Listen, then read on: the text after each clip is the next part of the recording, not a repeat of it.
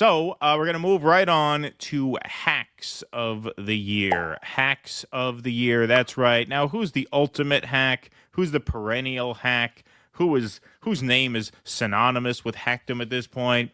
Thomas Friedman. Thomas Friedman. And so what makes this year especially a year where we should recognize him for being a hack? Because he's a hack every year. Well, we will admit there is some bias that we've exhibited this year because Thomas Friedman's hackery this year gifted us what is perhaps our favorite segment of the year that we have done. And we did not do it on this show. We did it during Russ's guest hosting stint on the Jimmy Dore show.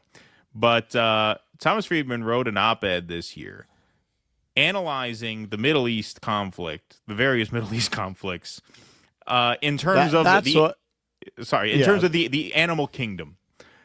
He compared various Middle Eastern leaders and United States and European leaders to animals. Yes, animals, including insects and monkeys. Go ahead. Yeah, that's what got him on the list, because Friedman clearly is a perennial hack. Right.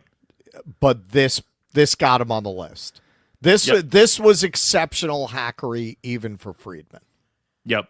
So here's a little 4-minute edit. This was about a 15-minute video. This is on Jimmy's channel. I obviously urge you guys to watch this. This was one of our favorite pieces to do, and Kurt sat in and was fantastic on it. So this was probably the most fun we had doing a segment this year. Yeah, it's probably our favorite segment of the year that we've done. This was a true riot. So here we are having some fun at Thomas Friedman, one of the many hacks of the year's expense. Understanding the Middle East through the animal kingdom. Personally, I sometimes prefer to think about the complex relations between these parties with analogies from the natural world. Here we go, folks. The U.S. is like an old lion. Go on. We are still the king of the Middle East jungle. What? More powerful. I mean, it's like a 7th grader writes this. I mean, it's so dumb. This isn't even a good animal thing. No, it gets better.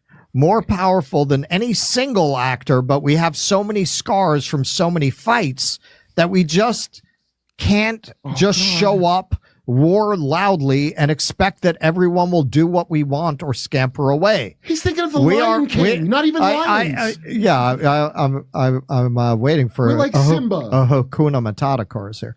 We are one tired lion, and that's why other predators are no longer afraid to test us.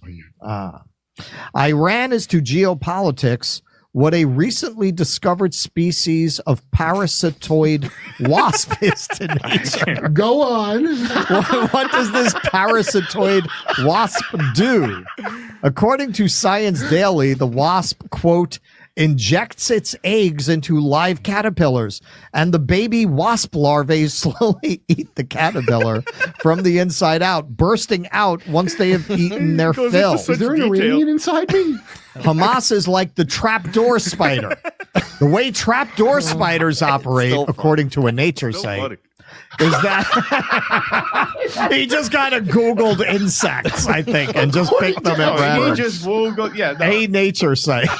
This is the kind of guy who corners you at a cocktail party, and you cannot get out of the conversation to save your life. Like you're waiting for him to stop talking, and he just never does. It leaps out, sees his prey, and holds it back, and then tries to exchange it for spider hostages. Yeah, is that the spider leaps out at great speed, seizes its prey, and hauls it back into the burrow to be devoured, all in a fraction of a second. Trapdoor spiders are adept at camouflaging the doors of their underground. So they are hard to see until they're open. Finally, Netanyahu is like the Safaka labor. Which I got to observe in Madagascar. The Safakas are primates that use bipedal sign.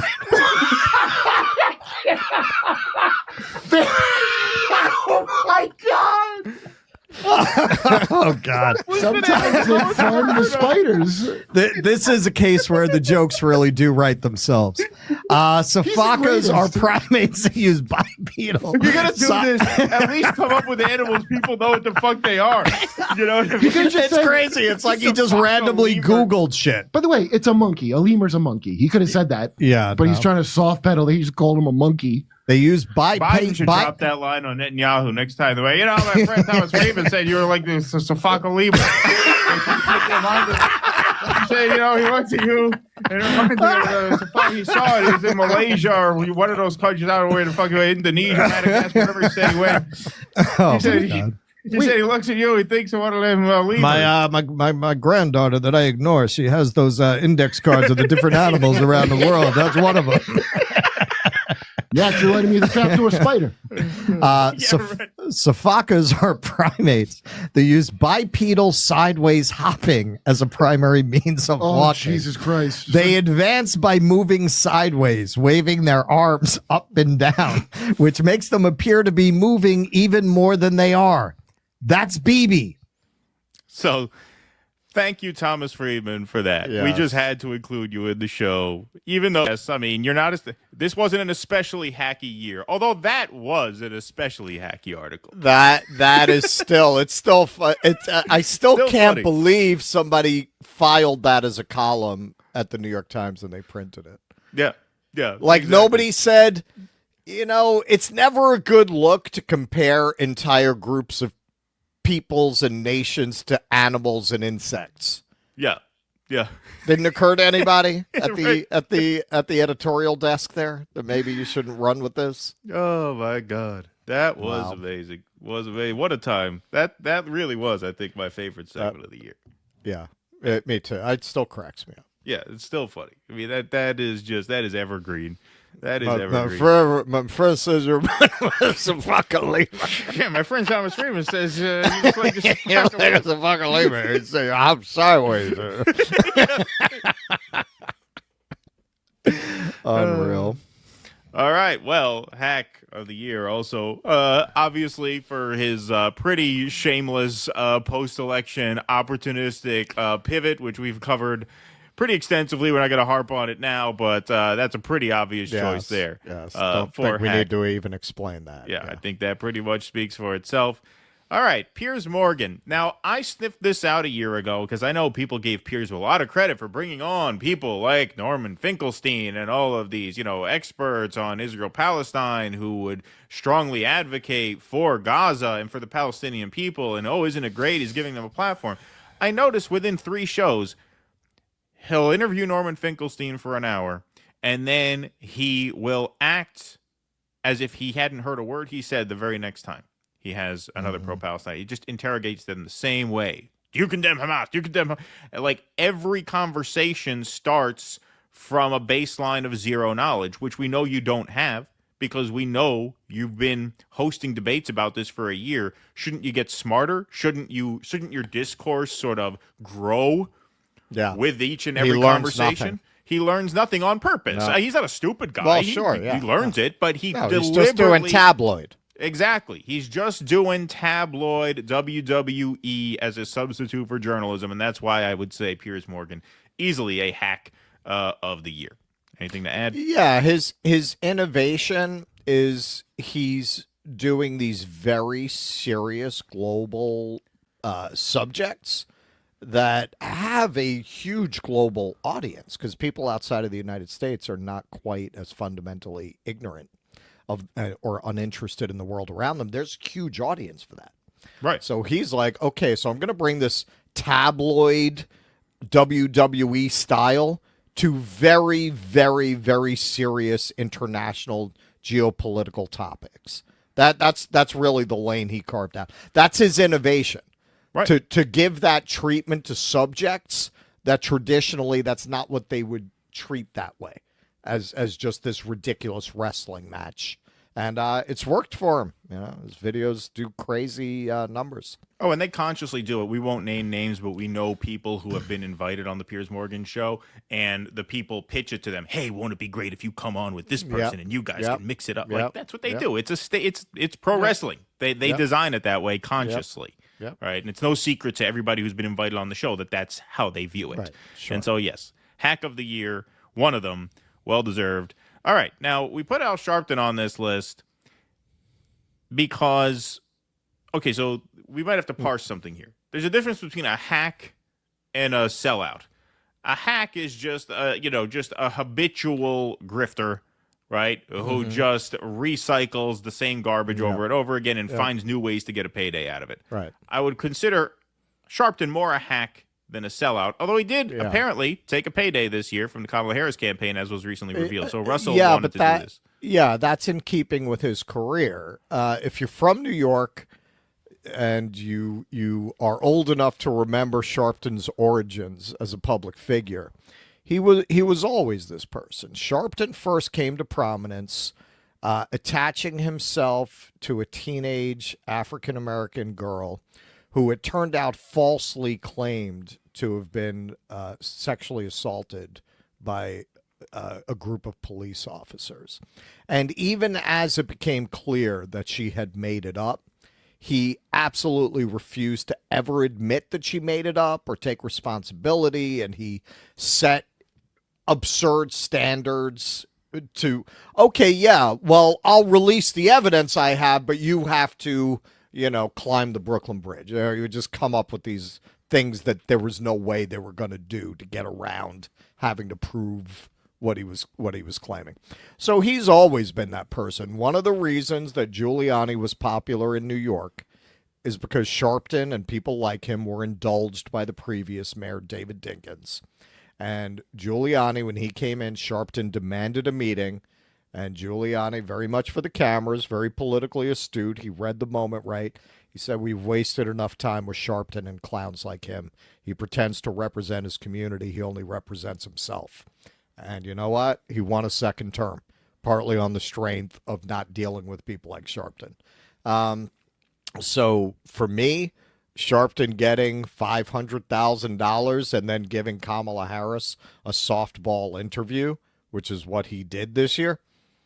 Yeah, man, that's the Tawana Brawley Al Sharpton, man. He was always that guy. He was always grifting off political movements and pretending to have some kind of a moral authority and to be in the tradition of the great civil rights leaders. He's always just been grifting off playing himself up in that way, but he's always been out for a payday. All right, and then this was really, I guess, the ultimate, the winners, shall we say, the biggest hacks of the year. Yes. All right. So, I'm ending the year in a very different relationship with this whole lane than I started it because, these guys seemed much more pre-October 7th. People in this universe seemed to be fighting against a lot of ideas that came to broadly be labeled as woke that I thought they had a legitimate point about, like freedom of speech, freedom of the press, freedom of thought, freedom of debate. And then after October 7th, all of a sudden you found out who these guys really were. And what it turned out to be is they were just Republicans updating the Republican aesthetic for the 21st century. That in the end, they were just doing the same old grift of using culture war issues to sheepdog people into a very State Department sanctioned foreign policy, as I saw when I went to Dissident Dialogues. That's why it was so eye-opening for me. They had a full display about how you might have Uyghur slave labor in your food because of the way it gets into the supply chain. Well, I mean, you got literal slaves from our prison system working at McDonald's. Didn't say right. A little closer to home. There was not one thing they said at that conference that Jake Sullivan would not have approved of regarding foreign policy. It's all ginning up fear of Iran, fear of China. It was all that. And this was really at the height of the student protest crackdowns at Columbia. This was really going on at that moment. I think it was May. And it was early May. Yep. Hardly a fucking word about it in the entire conference. And when they did say something about it, it tended to be negative, except for their few token free thinkers like Li Fang, who they had there, Schellenberger, who they had there. But mostly it was hacks like this.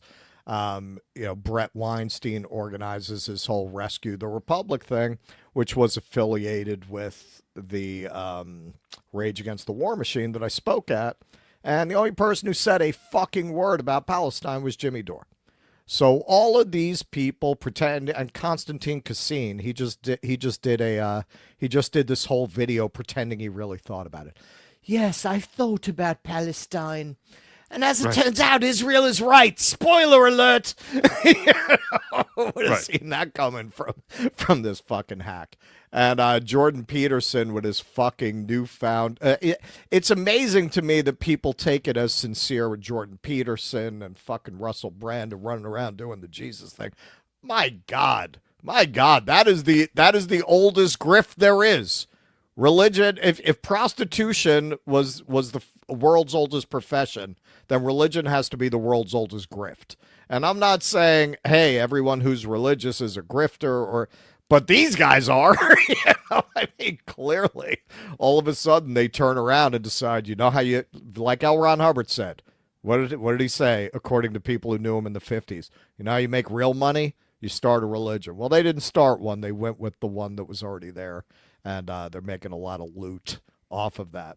So, yeah, for completely betraying everything they said they believed when they were fighting the woke mind virus, all of a sudden they don't believe in freedom of the press. They don't believe in freedom of speech. All of a sudden they claimed, no, we're not Western chauvinists. We just feel Western values. All of a sudden after October 7th, no, you're Western chauvinists. So for all those reasons, this whole movement...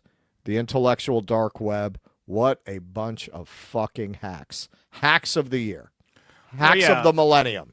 I mean, I was more suspicious of them from the outset because I indulged some of the new atheists back when, Hitchens was around. Yeah, see, I didn't really know these guys. Yeah, and so, I knew, Sam Harris. And, Sam Harris would be one of these guys if he didn't have, Trump derangement syndrome. If not for Sam Harris's hang-up about Trump, he would absolutely be one of these guys right now. I mean, his stance on Israel is indistinguishable from these guys now. So some woke... Brett Weinstein. Oh, yeah, some woke assholes drove you out of your college. Well, I guess that justifies a genocide, doesn't it? Yeah, exactly. Or at least, that's not something we should ever mention or talk about or really pay any mind to whatsoever. Well, no, he supports it. He tried to challenge Jimmy when they were doing the promotion on Spaces for Rescue the Republic. He tried to get into it with him, and Angela McArdle jumped in the middle because she didn't want blow the event up. She didn't want to blow the event up. Right. Well, he said after October, Israel's response will be brutal as it must be and should be. So, yeah, no, they're hacks. And, Harris, like I said, would be one of these people if he didn't hate Trump so much. And like I said, their foreign policies are all identical. Yeah, it's just... it's totally Jake Sullivan's foreign policy. The idea that you would present yourself as some kind of edgy rebel radical and have Jake Sullivan's views on foreign policy. I mean, and just deep state views. Because these guys really present themselves, we're fighting the deep state. You are the fucking deep state. You're just putting a Silicon Valley paint job. You're updating that for the 21st century and trying to present it as new. It's not new. It's very old. It's very old. Right-wingers using culture war issues to sheepdog people into a deep state agenda. That's all these fucking people are. Yeah, absolutely. Please clap.